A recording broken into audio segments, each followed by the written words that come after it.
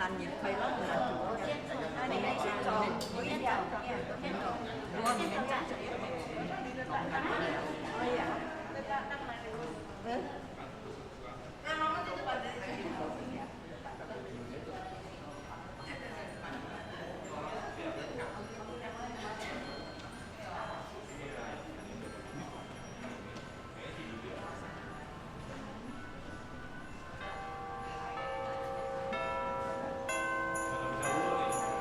Di sana masih ada gitu.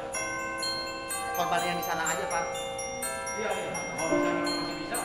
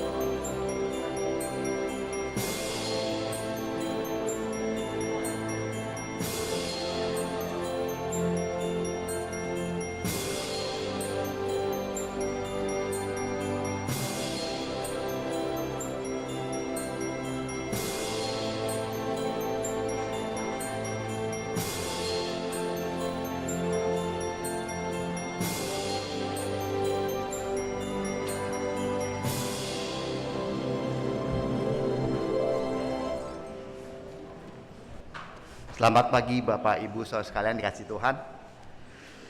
Saat ini kita beribadah di tempat yang lain. Kita berganti suasana ya, gitu, untuk dapat menyembah dan memuji nama Tuhan. Kita akan memulai ibadah kita pada hari ini. Kita akan mengambil waktu teduh sejenak.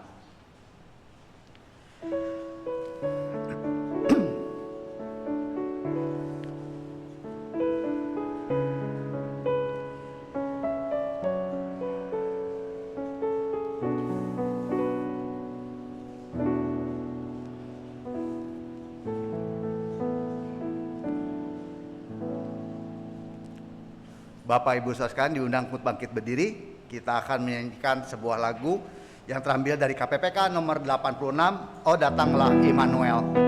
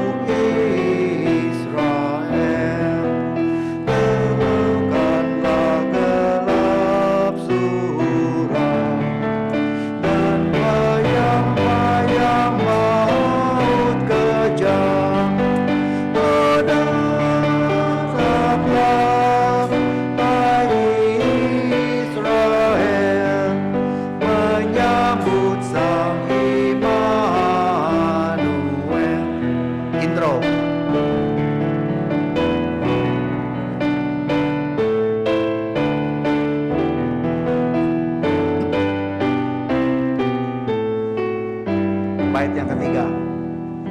Oh datanglah Raja mulia, memerintah di tahtanya, dengan nikmat penuh kuasa.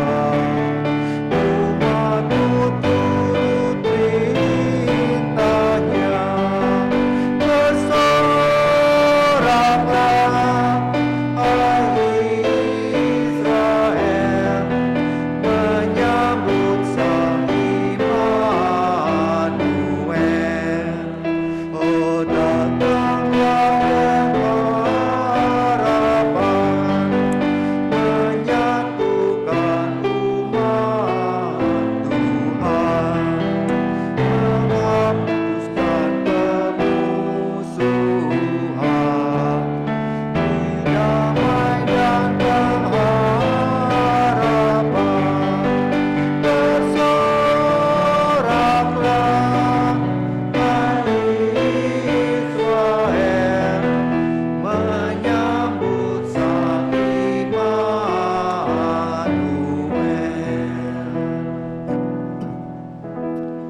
Kebaktian ini diawali dengan sebuah pengakuan bahwa pertolongan kita adalah dalam nama Tuhan yang menjadikan langit dan bumi, yang tetap setia memelihara ciptaannya untuk selama-lamanya.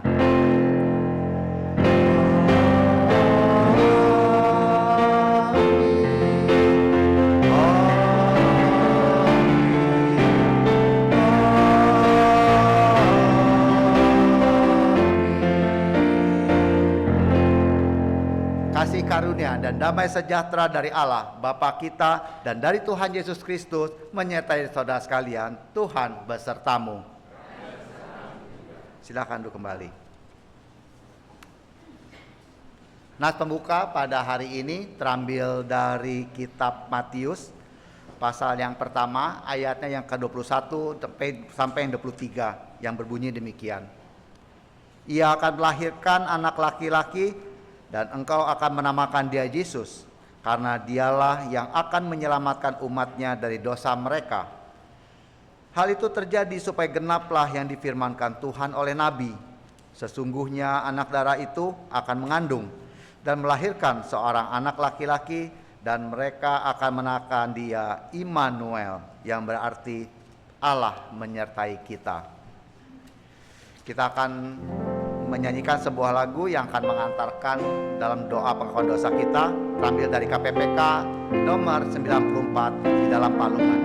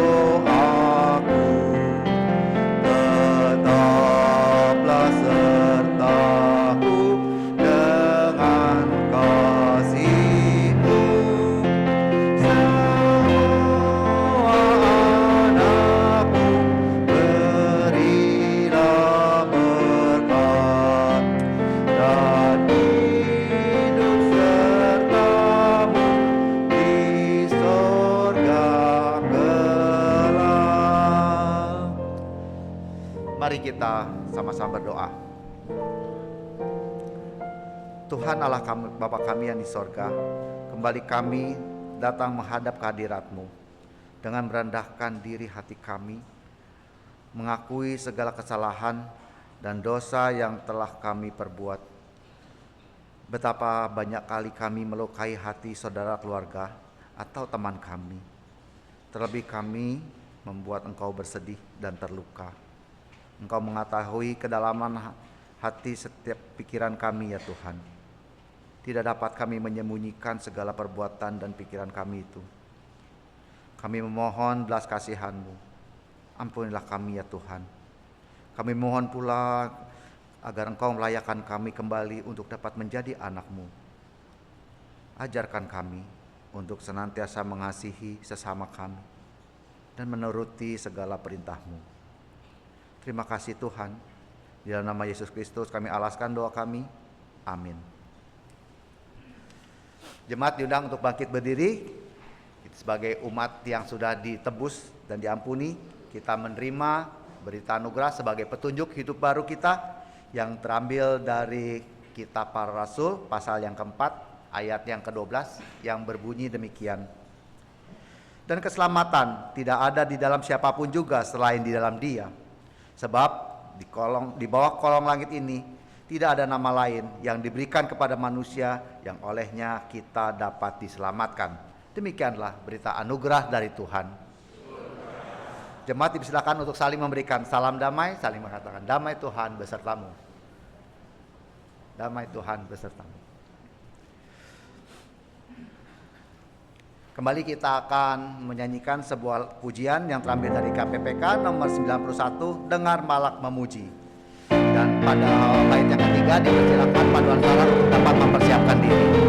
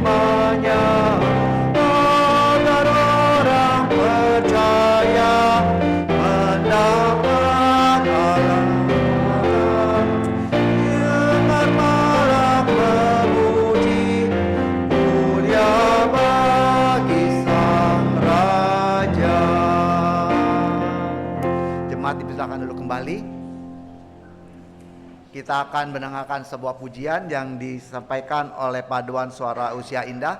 Waktu dan tempat kami persilahkan.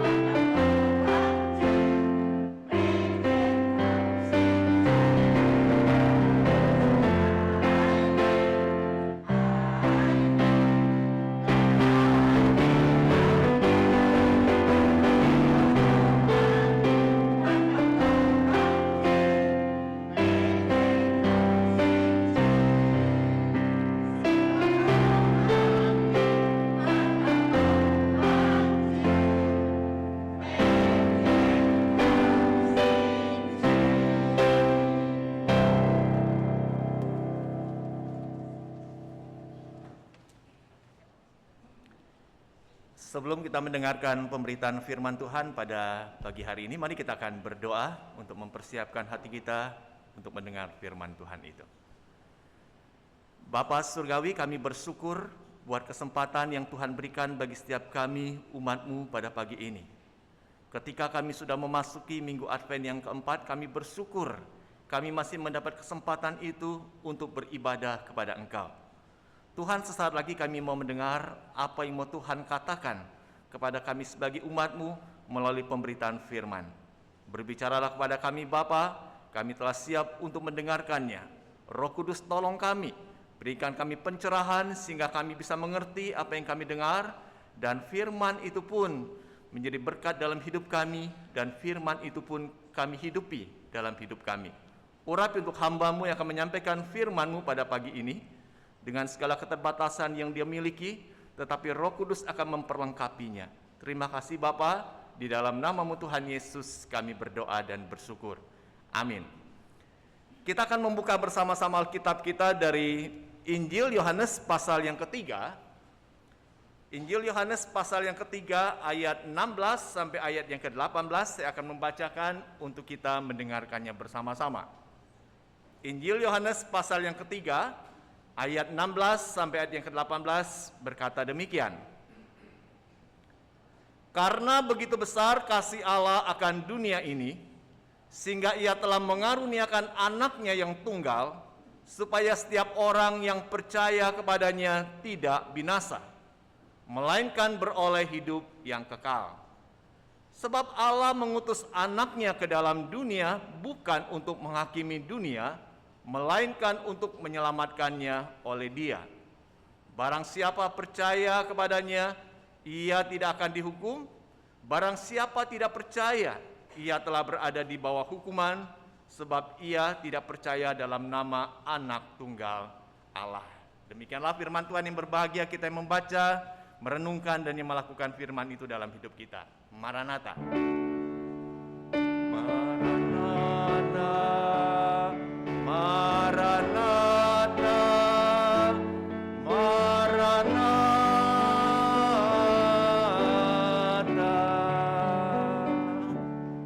Shalom, selamat pagi jemaat yang dikasihi oleh Tuhan. Hari ini saya bersyukur bisa berada kembali di tengah-tengah jemaat GKI Agape. Selama 3 bulan saya mengambil cuti sabatikal, dan hari ini ketika saya menyampaikan firman Tuhan kembali, sudah berada di tempat yang baru, di tempat ini. Ya, mungkin bagi kita suasananya suasana yang cukup berbeda sekali ketika kita beribadah di gedung gereja kita sendiri. Tapi kita tetap bersyukur kepada Tuhan, kesempatan Tuhan berikan bagi kita untuk kita bisa memakai tempat ini. Jadi, biarlah di dalam segala hal kita boleh menggunakan setiap kesempatan yang masih Tuhan berikan bagi kita. Hari ini kita sudah memasuki Minggu Advent yang keempat. Ya, enggak terasa waktunya.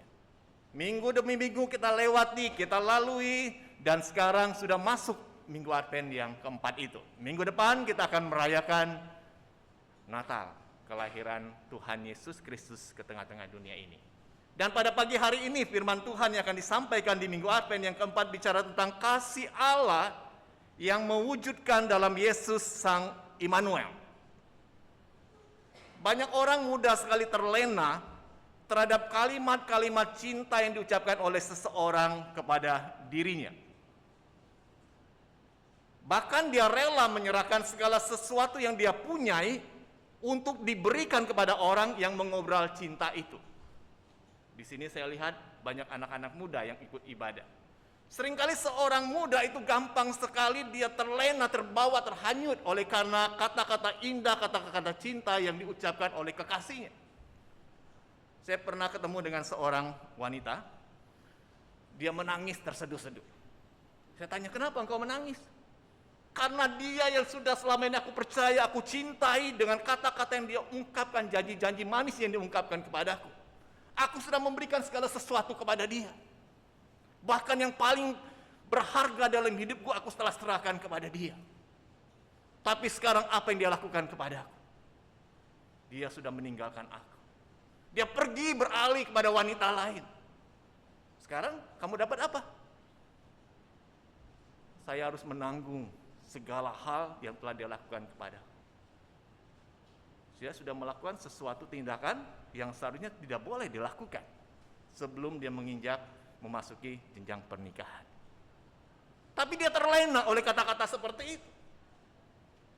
Mungkin juga kita sebagai seorang tua yang memiliki anak yang kita begitu kasihi, kita memiliki harta yang banyak, lalu kita lihat anak ini, wah kalau dia bicara dengan saya sebagai orang tuanya, begitu menyentuh hati. Dia seringkali mengobrol kata-kata cinta kepadaku sebagai orang tua. Aku akan mengasihi orang tuaku, mengasihi mama papa seumur hidupku. Aku akan memelihara sampai di masa tuamu, sampai engkau meninggal, aku akan tetap pelihara dan mengasihimu. Sehingga dia katakan, aku rela mencatatkan di dalam surat warisan, semua hartaku aku berikan kepada anakku ini. Tetapi ketika itu sudah diberikan, apa yang dialami oleh orang tuanya? Dia dibuang oleh anaknya. Terlunta-lunta. Enggak ada lagi harta yang akan dia pegang untuk menghidupi dirinya. Semua sudah diserahkan kepada anaknya. Anaknya sudah tidak lagi peduli kepada orang tuanya. Bahkan orang tuanya ditelantarkan, dia pun tidak peduli lagi. Ini terjadi. Kita jangan sampai gampang sekali terlena, terhanyut oleh kata-kata indah, kata-kata cinta, kata-kata kasih yang diucapkan oleh seseorang itu. Tapi justru sebaliknya, kita harus lihat realisasi dari kata-kata indah dan kasih dan cinta yang dia ucapkan. Itu jauh lebih penting.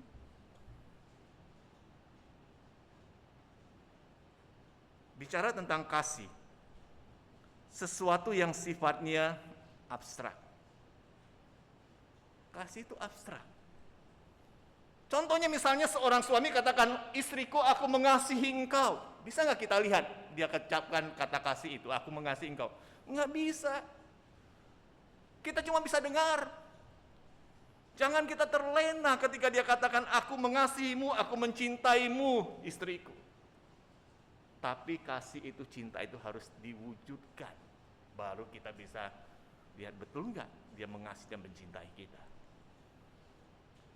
Hari ini saya bersyukur ketika mendapat kiriman foto di grup GKI Agape, anak-anak muda itu sudah berada di ruangan ini 1 jam sebelumnya. Mudah untuk seorang muda untuk hadir lebih awal. Enggak mudah. Lalu pertanyaan bagi kita, kenapa mereka mau melakukan itu? Karena cinta, kasihnya kepada Tuhan, kepada gerejanya. Dan hari ini saya bersyukur lihat jemaat yang hadir di ruangan yang baru di gedung ini. Jarak dari gereja kita GKI Agape di Kelapa Nias dengan di tempat ini cukup jauh nggak? Lumayan cukup jauh. Ya, bukan jarak yang dekat. Banyak orang bisa katakan, wah ngapain saya mesti jauh-jauh pergi ke sini untuk ibadah? Bukankah ada alasan bagi saya tidak datang ibadah di GKI Agape sementara waktu sampai gereja akan kembali di Kelapa Nias. Tapi hari ini kita bisa hadir. Kenapa? Karena kita cinta mengasihi Tuhan. Mengasihi gereja Tuhan GKI Agape. Ini penting. Maka ketika kita ditanya, apakah engkau mengasihi gerejamu, gereja GKI Agape? Aku mengasihi gerejaku. Buktinya apa? Wujudnya apa? Aku hadir hari ini. Dimanapun ketika gereja itu dipindahkan tempatnya untuk sementara waktu, aku akan hadir, tetap setia hadir. Itu wujud cintaku, kasihku kepada gerejaku. Saya bersyukur sekali selama 3 bulan berada di tengah-tengah jemaat Tuhan, gereja Tuhan di daerah-daerah kaki pegunungan Merbabu. Sempat hamba Tuhan di sana bertanya kepada saya, ngapain? Dari kota besar, ngambil cuti selama beberapa bulan, ada di tempat terpencil seperti ini. Saya bilang justru saya mau belajar, melihat bagaimana kehidupan jemaat Tuhan, hamba-hamba Tuhan di sana. Di tempat yang segala sesuatunya minim, tapi mereka tetap mengasihi, cinta dan setia kepada panggilannya itu. Saya sempat berbicara kepada beberapa rekan hamba Tuhan. Kehidupan mereka sangat memprihatinkan kalau menurut bagian saya, pertimbangan saya. Mereka diutus di tempat-tempat yang terpencil, di kaki-kaki gunung, melayani jemaat. Dengan segala sesuatu mereka harus tanggung sendiri. Penghidupan mereka harus usahakan sendiri. Terus dia tanya, untuk penghidupan mereka seperti apa? Mereka harus bekerja. Ada yang bekerja sebagai petani, bekerja sebagai pemerah susu, ada bahkan yang bekerja sebagai kuli bangunan. Saya kaget, loh, apa gereja nggak memperhatikan mereka? Enggak. Saya bilang, kenapa mereka mau tetap setia melakukan panggilan itu? Karena aku mencintai akan Tuhan, mengasihi Tuhan. Aku buktikan cintaku dan kasihku itu untuk melayani Tuhan di tengah segala keterbatasan dan juga segala sesuatu yang minim yang aku dapatkan itu. Dia setia melakukan itu. Saya bilang luar biasa. Saya banyak belajar melihat kehidupan hamba-hamba Tuhan di sana. Kadangkala di kehidupan hamba-hamba Tuhan di kota dengan segala kemewahan, dengan segala kecukupan, justru kadangkala nggak menghargai apa yang telah Tuhan berikan dalam hidupnya. Nah, hari ini kita akan belajar melihat bersama-sama ketika kita bicara tentang kasih yang diwujudkan itu. Kita belajar dari Bapa di surga sendiri. Dari teks yang dibacakan hari ini, Yohanes pasal yang ketiga, ayat 16, coba kita perhatikan apa yang dikatakan oleh firman Tuhan ini. Yohanes 3 ayat yang ke-16, karena begitu besar kasih Allah akan dunia ini. Karena begitu besar kasih Allah akan dunia ini. Bagi kita ketika kita membaca ayat ini, kita bingung, begitu besar kasih Allah akan dunia ini, wujudnya apa? Enggak terpikir, enggak terbayang oleh kita wujudnya apa kasih Allah yang begitu besar akan dunia ini.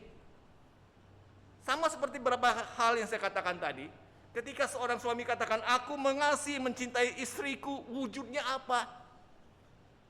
Seorang istri nyatakan, ungkapkan kepada suami, suamiku engkau orang yang paling aku cintai dan aku kasih seumur hidupku. Wujudnya apa?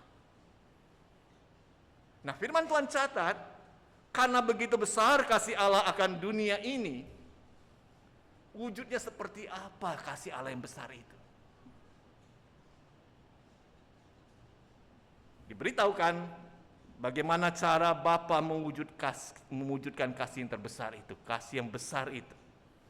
Dikatakan di ayat 16, sehingga ia telah mengaruniakan anaknya yang tunggal. Memberikan anak yang tunggal. Bapak Ibu, saya mau tanya kepada setiap kita yang hadir, siapa di sini yang punya anaknya 6? 6 orang. Ada yang punya anak 6? Ayo, siapa yang punya anak 6? Ada? Nggak ada ya? Yang punya anak 5 ada? Dikurangi 1. Nggak ada juga? Wah, ikut program KB ini ya semua ya. Nah, Ibu punya anak 5 ya? Oke. Kalau misalnya ada orang yang minta 1 Bu anaknya Bu, mau kasih nggak Bu? Nggak mau. Kan kalau 5 masih ada 4. 4 cukup banyak ya masih ya. Kenapa nggak mau dikasih 1 orang? Nggak mau. Mau anak saya 10, mau anak saya 12, diambil 1 saya nggak mau, nggak rela. Ini milikku, nggak boleh diambil. Kita akan pertahankan mati-matian anak kita itu. Itu punya 5 anak. Siapa di sini yang punya anak 1?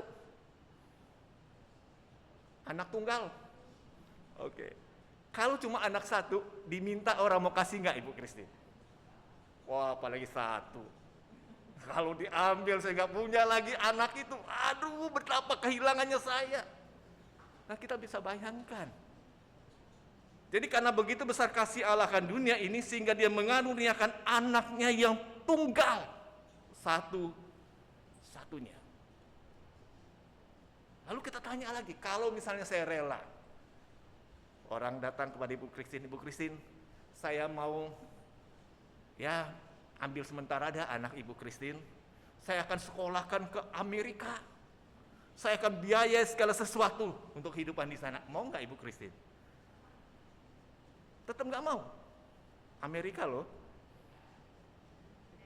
tempatnya enak loh, tetap nggak mau. Wah, luar biasa ya. Itu luar biasa loh. Terus kalau misal ditanya, saya mau ambil anak satu-satunya, saya mau kirim ke pedalaman Papua menghadapi gerombolan di sana, mau nggak kasih? Wah, jangan ditanya lagi, dah udah pasti mati-mati yang kita katakan nggak mau. Karena kalau saya kirim ke sana, pasti dia akan mati di sana. Nah, kita bayangkan gini, firman Tuhan katakan, karena begitu besar kasih Allah akan dunia ini sehingga dia mengaruniakan anak yang tunggal untuk datang ke dalam dunia ini untuk mati, menebus dosa manusia. Wow.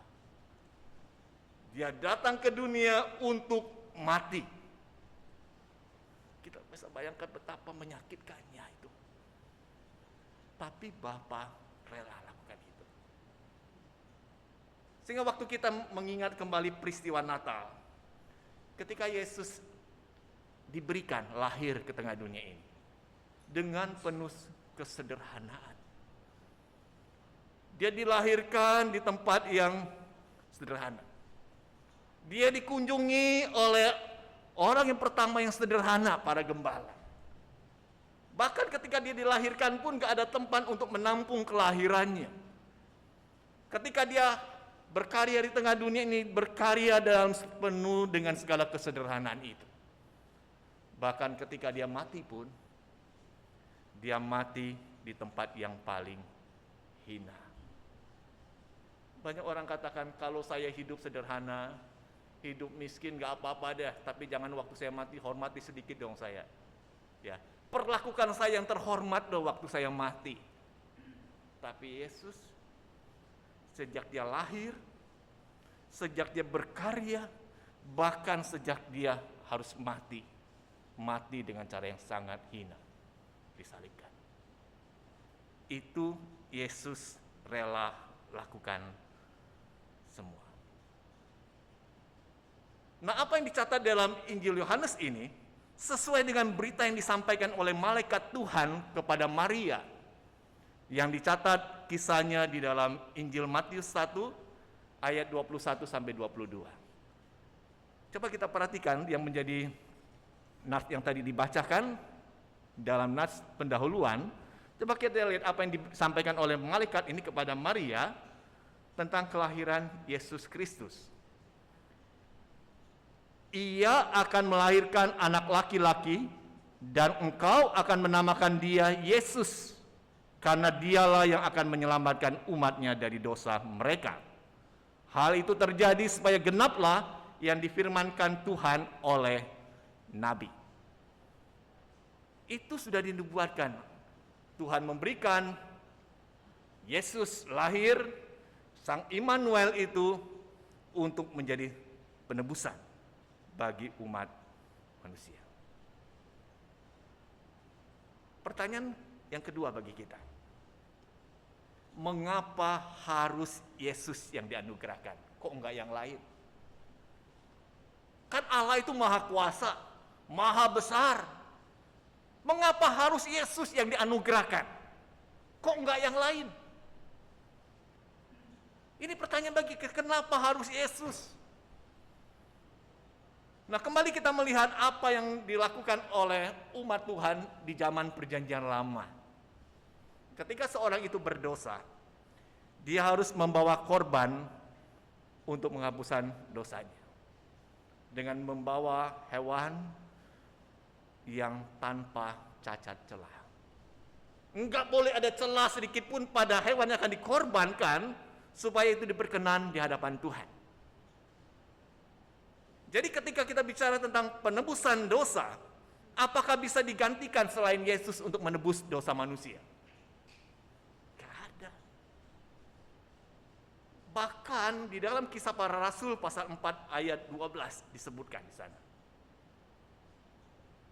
Karena di bawah kolong langit ini tidak ada nama lain yang diberikan kepada manusia yang olehnya kita dapat diselamatkan, kecuali satu nama, yaitu Yesus Kristus.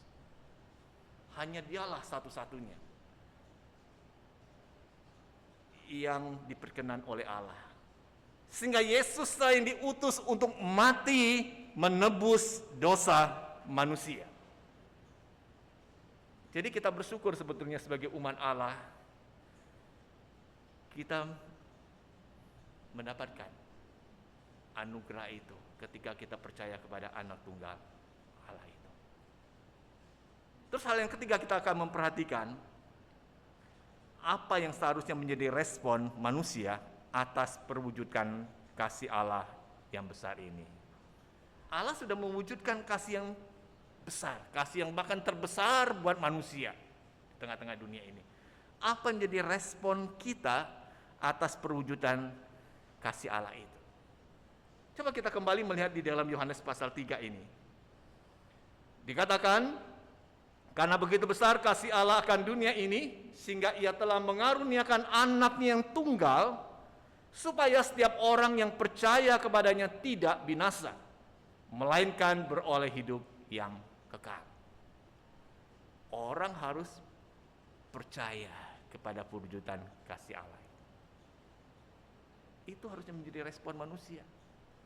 Tapi sekarang ini kalau kita melihat apa yang dilakukan oleh manusia, kadangkala perwujudan kasih Allah yang besar itu menjadi bahan olok-olok, bahan untuk yang menjadi lelucon. Ya, kalau kita memperhatikan, menonton tayangan-tayangan YouTube, waduh, kadang-kala membuat kita tertusuk loh hati kita loh. Bagaimana mereka menyerang sosok pribadi Kristus yang telah diberikan oleh Bapa. Sangat merendahkan. Bapak Ibu suka mengikuti di media sosial melalui tayangan-tayangan YouTube bagaimana orang-orang menyerang akan iman kekristenan itu. Menyerang akan pribadi Yesus Kristus. Nah, menjadi respon kita seperti apa ketika kita mendengar, menyaksikan akan hal itu?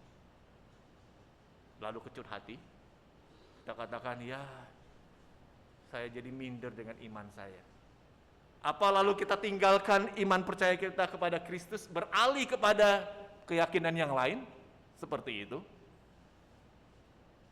Harusnya tidak. Karena firman Tuhan jelas katakan setiap orang yang percaya kepadanya tidak binasa. Dia memperoleh penebusan dalam Kristus. Dia memperoleh anugerah keselamatan itu. Apa kita tetap berpegang teguh pada iman kita kepada Kristus itu? Atau kita mulai goyah? Sebaliknya ketika seseorang itu tidak mau menerima Kristus, dia akan mengalami kebinasaan. Dia akan mengalami hukuman kekal dari Allah. Yang mana yang akan dipilih oleh manusia? Kita tahun ini bersyukur dengan segala perubahan yang terjadi menyangkut tentang momen Natal yang diperingati dalam konteks kita di Indonesia. Dibandingkan dengan tahun-tahun yang lalu, begitu banyak tantangan, rintangan yang menghalangi kita untuk merayakan Natal. Ya, saya melihat satu tayangan yang dilakukan di kota Solo, wah luar biasa itu. Ya, luar biasa merayakan Natal. Tapi kita berdoa biarlah kesempatan yang dibuka secara lebar untuk berita Natal itu disiarkan, itu boleh diresponi oleh orang-orang yang mendengar. Bukan hanya sebuah perayaan, pesta seperti itu, tapi dia harus memaknai apa di balik Natal itu sendiri. Yesus telah lahir, Sang Juru Selamat itu, mereka harus menerima, membuka hati menerima Kristus. Itu jauh lebih indah. Jadi kita sebagai umat Tuhan, harusnya ketika kita melihat kemajuan yang terjadi atas bangsa kita ini, dengan segala keterbukaan yang diberikan untuk berita Natal itu disampaikan, kita berdoa, Tuhan, Engkau kiranya bekerja ketika berita Natal, berita sukacita itu disampaikan, orang-orang belum percaya terbuka hatinya untuk mengalami kasih Allah yang besar itu. Jadi hari ini, biarlah ketika kita mendengar kembali akan berita ini, mungkin ayat yang dibacakan hari ini, ayat yang sudah selalu sering, terlalu berulang-ulang kita dengar. Tapi marilah kita kembali mengambil makna yang terdalam dari ayat ini. Bahwa kasih Allah yang terbesar itu telah Dia wujudkan melalui anak tunggalnya Yesus Kristus. Datang ke dunia, lahir sebagai manusia, dan Dia mau mati untuk menebus dosa kita. Marilah kita membuka hati kita. Kalau selama ini kita sudah mulai ragu dan bimbang, kita katakan, Tuhan, aku dikuatkan, diteguhkan kembali, bahwa Engkaulah perwujudan kasih itu yang nyata dalam Kristus. Aku akan tetap berpegang teguh pada iman percayaku sampai akhir kehidupanku. Dan perwujudan kasih Allah yang terbesar ini dikatakan, Dialah Immanuel, Allah yang menyertai kita. Kenapa penting kata Immanuel ini? Karena kita menjalani hidup di tengah dunia bukanlah kehidupan yang mudah. Semakin hari kita harus menghadapi berbagai macam tantangan dan kesulitan di sana. Tapi kalau Allah Sang Immanuel itu ada menyertai kita, kita akan melewati hari-hari kehidupan kita karena ada Tuhan yang menyertai. Kita hari ini nggak tahu ke depan seperti apa tantangan itu akan kita hadapi. Jangan kita pikir enak ya, aman, nyaman sekarang ini. Oke, sementara waktu. Kemarin kita cukup dikejutkan, kami di daerah Serpong, Tangerang, terjadi hujan badai yang sangat luar biasa di perumahan elit di sana. Mungkin dengar beritanya ya, daerah Alam Sutra, itu pohon-pohonan pada tumbang, reklame pada tumbang di sana. Saya tadi waktu lewat daerah Alam Sutra, wah, kok bisa terjadi seperti ini? Perumahan elit, mewah, dihantam oleh hujan badai itu, ambruk, roboh. Puji syukur nggak menelan korban jiwa. Dengan segala sesuatu bayang-bayang di depan kita, bencana demi bencana. Jangan membuat kita pada akhirnya kecut hati dan ketakutan. Kita punya Sang Immanuel, Allah yang menyertai. Saya beberapa hari ini juga terkejut ketika mendengar rekan-rekan yang dipanggil pulang oleh Tuhan terlebih dahulu, secara mendadak. Saya bilang, kok bisa terjadi ya? Bisa. Setiap kita bisa mengalami kondisi seperti itu. Tapi jangan membuat kita kecut hati dan takut. Kita harus ingat ada Immanuel yang menyertai kehidupan kita. Kita mempersiapkan diri, kalaupun saat itu akan saya alami, saya sudah siap Tuhan untuk menyambut Engkau, menjemput aku pulang. Di depan kita akan menghadapi berbagai macam kondisi-kondisi yang dikatakan sulit. 2023 kita akan memasukinya sebentar lagi, yang dibayangi oleh kekelaman, kesulitan di depan. Dan kita sebagai gereja Tuhan, kita harus ingat, kita sekarang dalam masa untuk menjalankan renovasi gedung gereja, betul ya? Dan itu bukan hal yang mudah, memakan biaya yang besar, tapi kita tetap yakin Sang Immanuel itu Allah yang menyertai, Allah yang akan membimbing, dan Allah yang akan mencukupkan apa yang menjadi kebutuhan untuk kita menyelesaikan renovasi gereja itu. Sehingga apa yang menjadi komitmen kita sebagai umat Tuhan? Kalau kita katakan, aku mencintai gerejanya, aku mengasihi Tuhan, aku mengasihi gerejanya GKI Agape, wujudkanlah kasih kita itu dengan sebuah langkah nyata, langkah yang bisa dilihat dan dirasakan oleh banyak orang. Amin. Firman Tuhan, kita akan mengambil waktu untuk meneduhkan diri kita, merefleksikan apa yang kita telah dengar pada hari ini.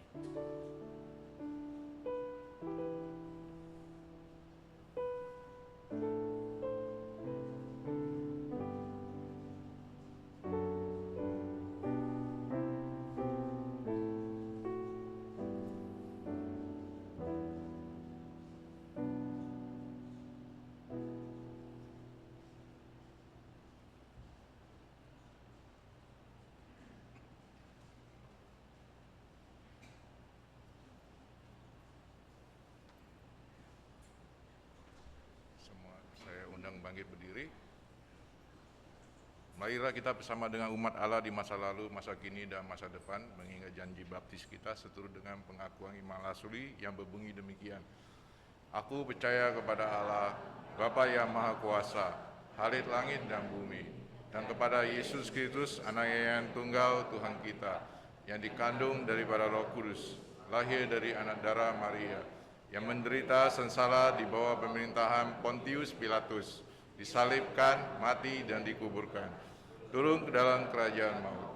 Pada hari yang ketiga, bangkit pula dari antara orang mati, naik ke surga, duduk sebelah kanan Allah, Bapa yang Maha Kuasa, dan dari sana ia akan datang untuk menghakimi orang yang hidup dan yang mati.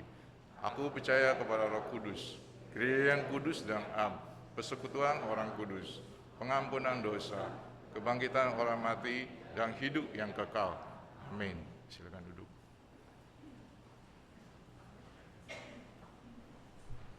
Mari kita akan masuk dalam beberapa pokok doa syafaat.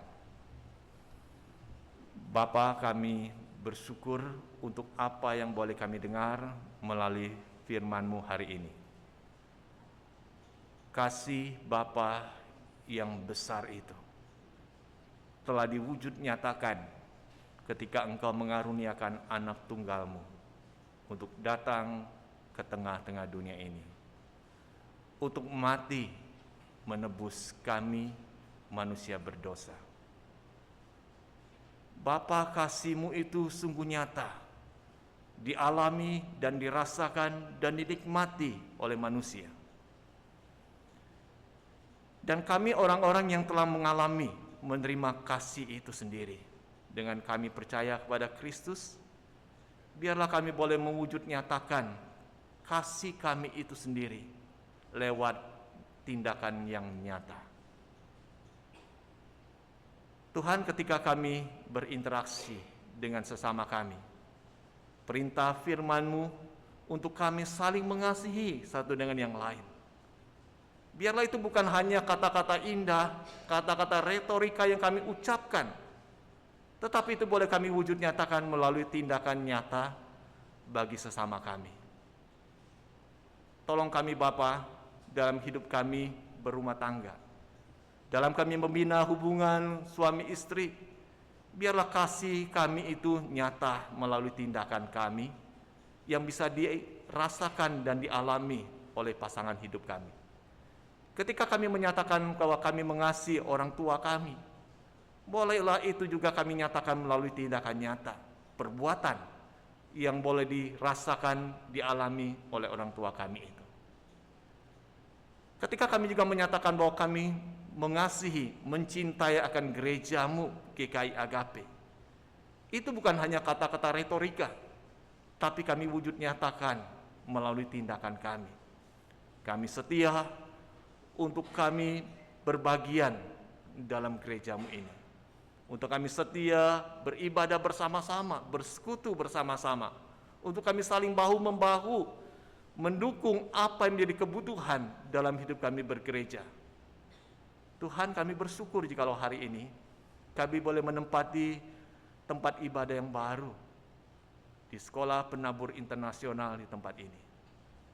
Ini adalah anugerah-Mu yang Engkau nyatakan bagi kami. Dan kami berdoa Bapa untuk proses renovasi yang akan mulai dijalankan buat gereja kami GKI Agape.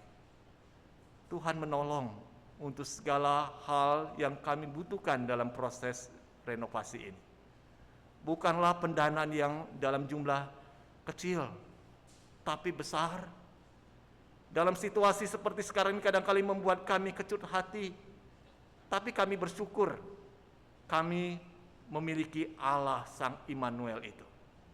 Allah yang menyertai kami. Untuk itu Bapa, kiranya Engkau memimpin dalam proses renovasi yang akan dijalankan.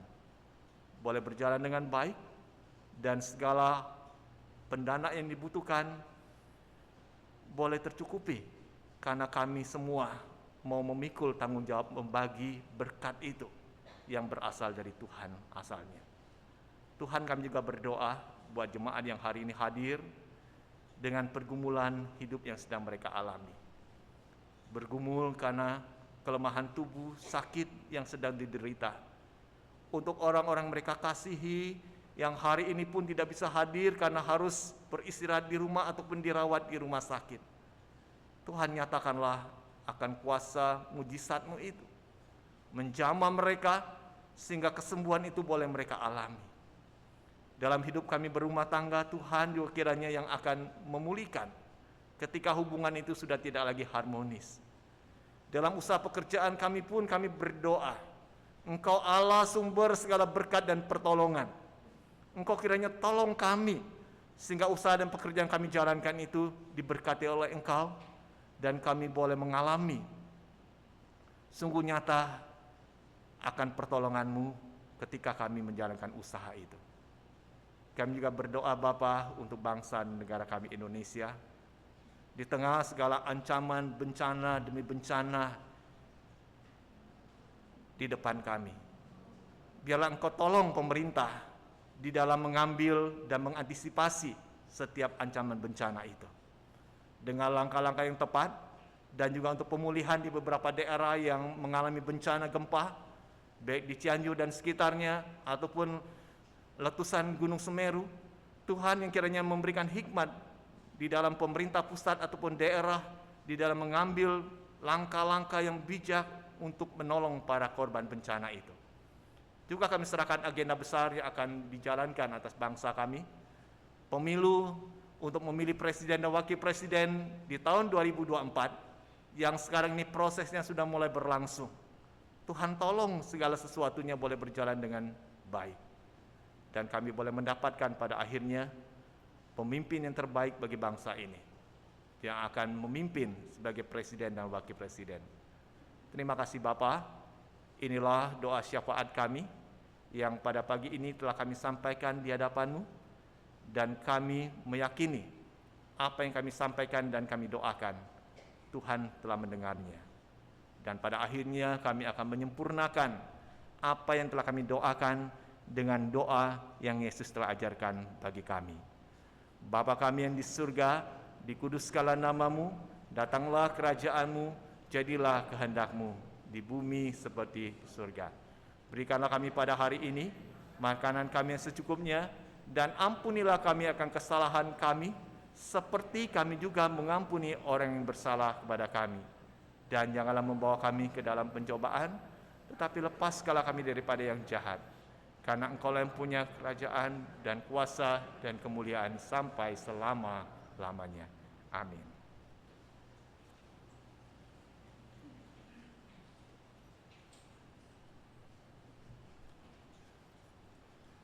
Pada saat ini kita diberikan kesempatan untuk memberikan yang terbaik bagi Tuhan, dan persembahan yang mendasarinya terambil dari kitab Ibrani pasal yang ke-6 ayatnya yang ke-14 ke-15 yang berbunyi demikian. Katanya, sesungguhnya aku akan memberkati engkau berlimpah-limpah dan akan membuat engkau sangat banyak. Abraham menanti dengan sabar, dan dengan demikian ia memperoleh apa yang dijanjikan kepadanya. Persembahan dapat dilakukan dari barisan yang paling belakang untuk maju ke depan, memasukkan persembahan terhadap kotak yang telah disediakan dan diikuti oleh satu barisan di depan berikutnya, dan kembali menyusur dari jalur kiri dan jalur kanan, demikian seterusnya pula. Kita akan menyanyikan KPPK nomor 98 sebagai lagu yang mengiringi persembahan kita.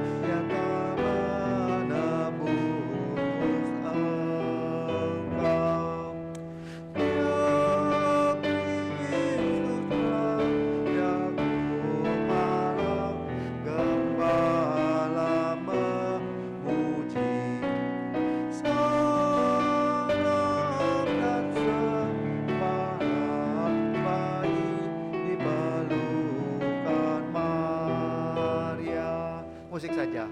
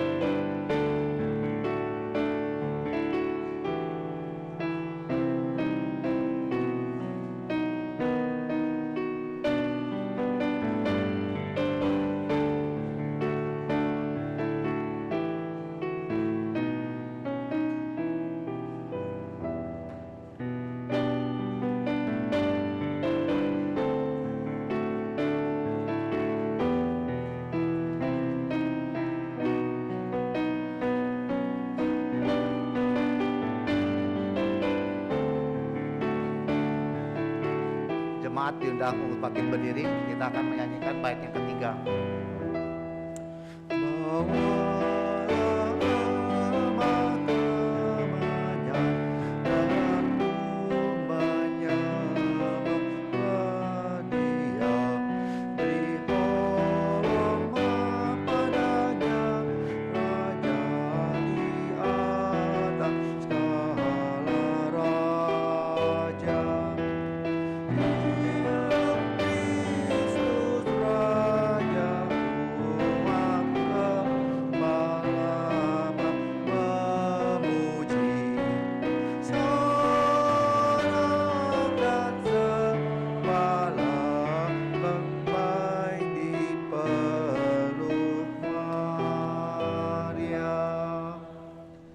Mari kita berdoa. Tuhan, kami mengucapkan syukur dan terima kasih karena Engkau telah terlebih dahulu menyatakan kasih-Mu pada setiap kami. Pengampunan daripada-Mu telah kami terima, segala limpahan berkat daripada-Mu setiap saat dapat kami rasakan dan nikmati. Kehangatan dalam keluarga, keceriaan bersama teman, itu pun dapat kami rasakan senantiasa. Dan saat ini kami mempersembahkan diri dan hati kami agar dapat Kau pakai untuk meluaskan kerajaan-Mu di dunia ini. Terimalah persembahan kami ini ya Tuhan, dan berilah hikmat kepada setiap majelis agar dapat mengelolanya dengan baik dan seturut dengan kehendak-Mu. Terima kasih Tuhan, dalam nama Yesus Kristus kami panjatkan doa ini. Amin. Kita akan mengakhiri ibadah kita pada hari ini dengan lagu pengutusan. Kita menyanyikan KPPK nomor 114 Immanuel, dan berkat akan disampaikan oleh Pendeta Sultan.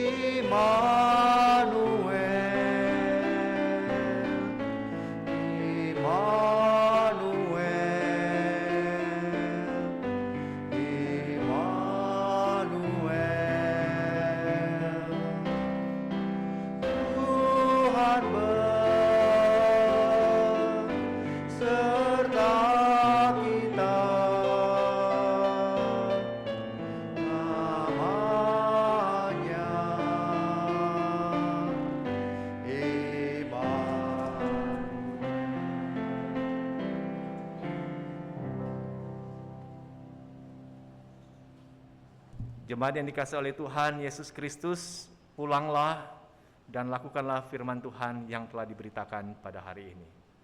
Dan terimalah akan berkat Tuhan.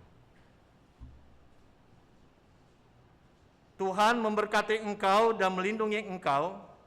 Tuhan menyinari engkau dengan wajah-Nya dan memberi engkau kasih karunia.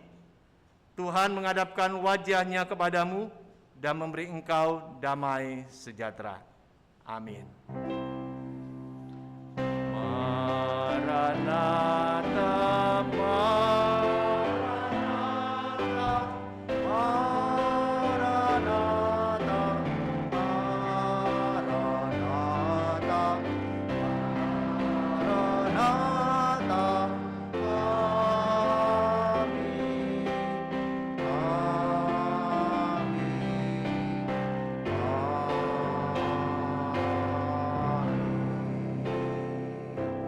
Silakan duduk kembali, silakan mengambil saat teduh. Tuhan Yesus memberkati.